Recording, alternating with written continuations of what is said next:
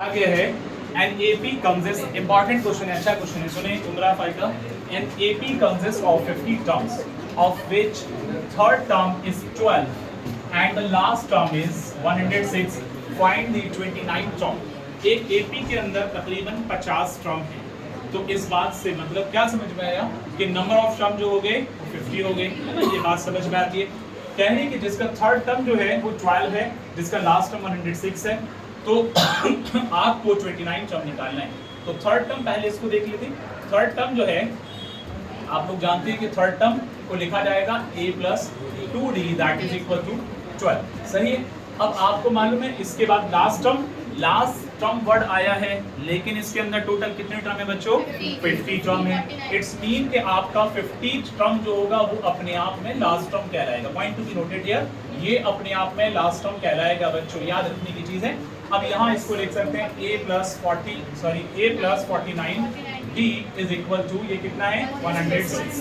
अगर इसको ऑपरेट करते हैं माइनस माइनस माइनस यहाँ लगेगा, a से a चला गया, 49 से 2 जाएंगे तो 47d विद माइनस साइन, और यहाँ पर शायद कितना बचेगा? 106 में 6 घटाएं, पहले 100 में से 94 बचेगा, यहाँ आपके पास माइनस का 94 बचेगा। ठीक है बच्चों। अब d को निकालने के लिए माइनस से माइनस कैंसिल कर दिया, 94 divided by 47 you got 2।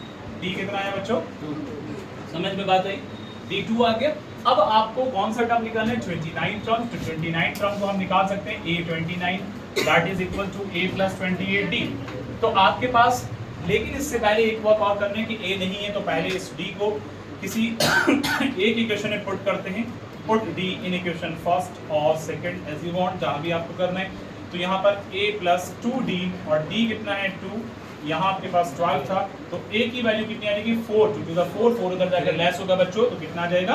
8 a की वैल्यू कितनी आ गई है यहाँ? 8 आ गई। अब यहाँ आपको करना है a 8 + 28 इंटू d कितना है 2, 28 का डबल करेंगे बच्चों कितना होगा? 56, 56 के साथ 8 जोड़ेंगे कितना होगा? 64। तो पता ये चलता है कि आपका a29 जो है वो 64 बनेगा, यानी आपका 29वां टर्म 64 बनेगा, सही है।